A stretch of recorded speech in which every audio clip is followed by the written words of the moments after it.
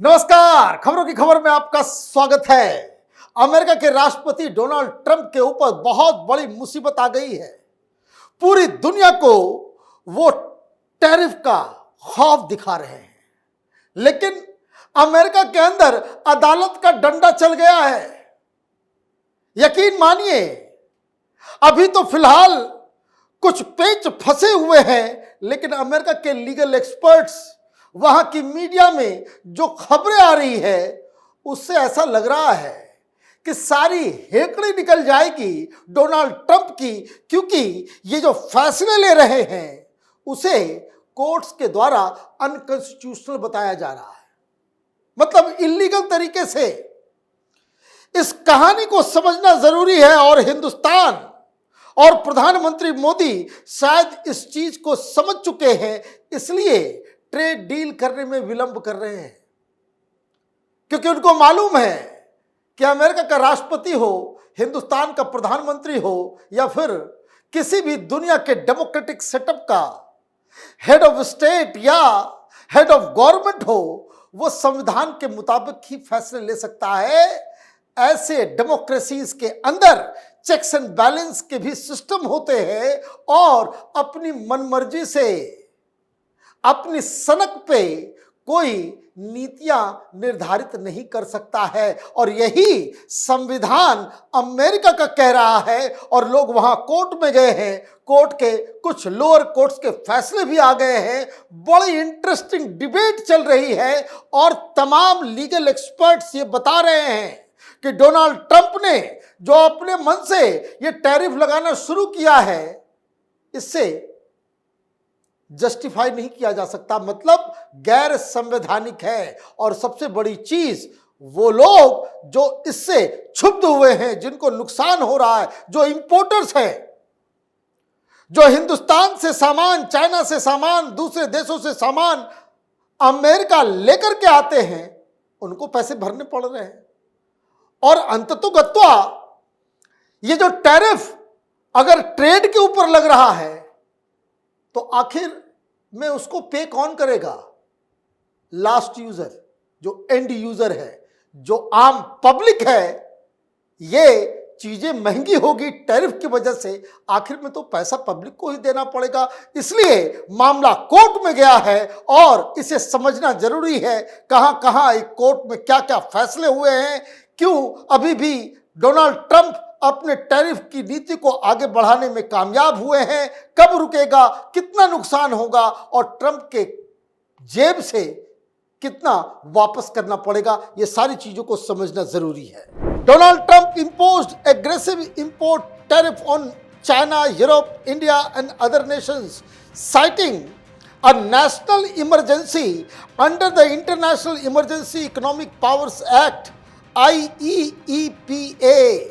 But US appellate courts, especially in DC, questioned whether the emergency declaration was valid. Under the US Constitution, the power to set tariffs lie with Congress, not the President alone. Trump's unilateral move bypassed Congress, prompting lawsuits by importers and trade groups. अब समझिए, ये अब America में खबरें आ रही है, वहां पे डिस्कशन चल रहा है, टीवी डिबेट चल रहा है। क्या ये जो टैरिफ इन्होंने मनमाने तरीके से लगाना शुरू किया,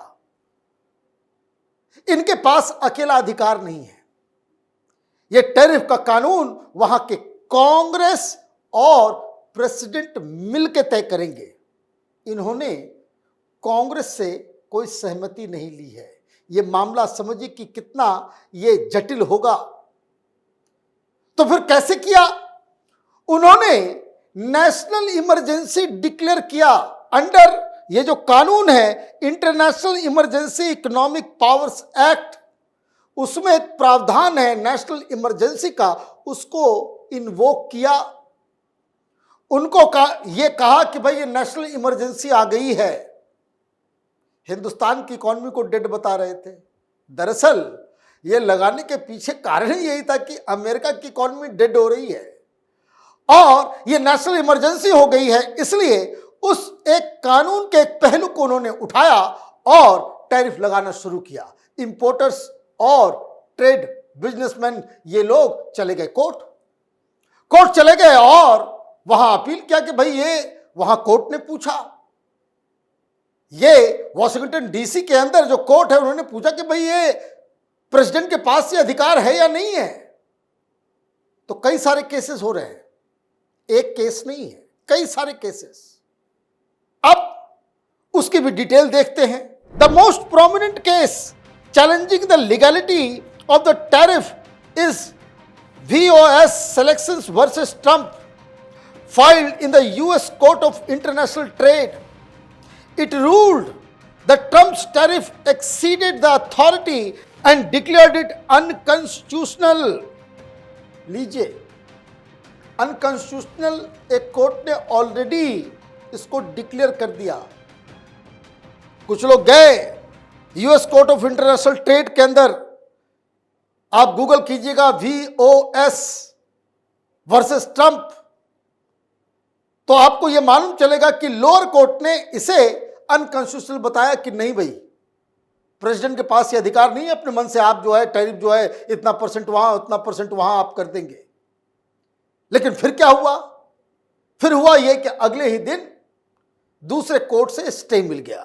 However, the very next day, the US Court of Appeals for the Federal Circuit granted a temporary administrative stay, allowing the tariff to remain in effect while the appeal is heard.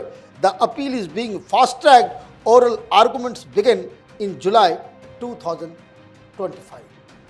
अब इन्होंने appeal कर दी जाकर के, तो वहां से ये फैसला आया कि टेम्पररी हम स्टे कर दे रहे हैं उस कोर्ट के फैसले को। मतलब जब तक इसकी सुनवाई चलती रहेगी आप चलाएंगे, ये टेम्पररी स्टे है। और इसलिए ट्रंप लगातार घोषणा कर रहे हैं इतना परसेंट इतना परसेंट इतना परसेंट। लेकिन जब ये फैसला एक कोर्ट से आया तो कई और जगह भी केसेस जो है वो लोगों ने डालना शुरू किया। कुछ राज्य भी इनके खिलाफ केस ठोक चुके हैं। उसकी क्या डिटेल है? A parallel case learning resources versus Trump filed in the district court for district of Columbia also challenges Trump's tariff authority. States like Oregon and California have also taken legal actions.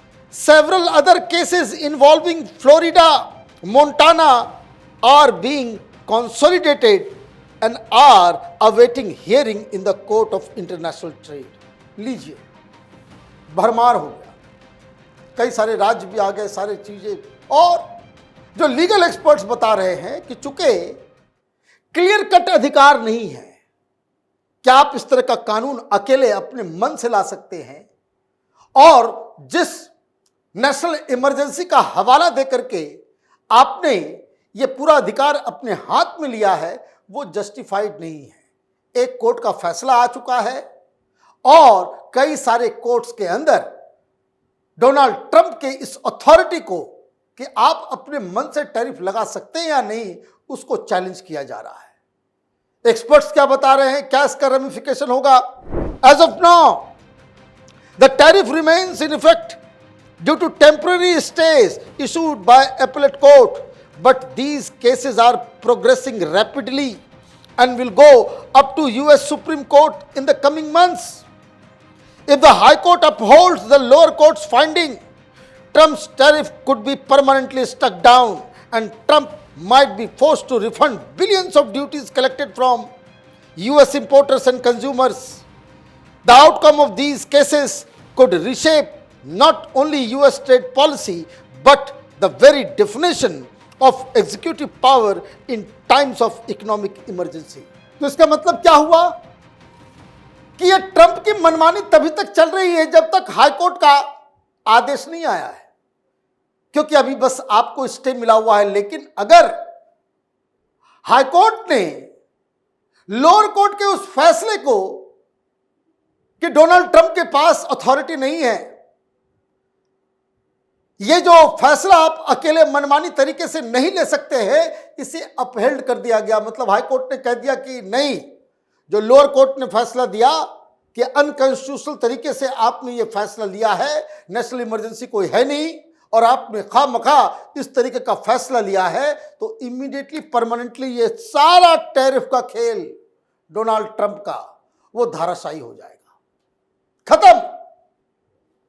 फिर उनको वापस लेना पड़ेगा, न सिर्फ वापस लेना पड़ेगा,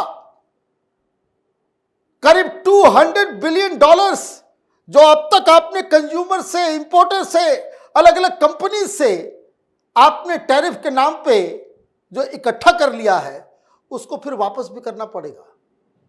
और फिर इस तरह का एडवेंचरिज्म आने वाले समय में कोई भी प्रेसिडेंट ये करने की हिमाकत नहीं करेगा कि आप प्रेसिडेंट बन गए तो अपने मनमानी तरीके से आप जो है उल जुलूल फैसला लेना आप शुरू कर दोगे। कहने का मतलब ये है, राजनीति में पेशेंस की बड़ी जरूरत होती है, डिप्लोमेसी में तो और भी। अगर कोर्ट का डंडा चला, अदालत ने अगर ट्रंप की सारी हेकड़ी निकाल दी, बता दिया कि जो फैसला है वो अनकॉन्स्टिट्यूशनल है, पूरी दुनिया में खुशी की लहर दौड़ेगी और डोनाल्ड ट्रंप को फिर से शर्मिंदा होना पड़ेगा। आप देखते रहिए कैपिटल टीवी। हमारे वीडियोस को लाइक कीजिए, शेयर कीजिए और हमारे चैनल को सब्सक्राइब कीजिए। धन्यवाद।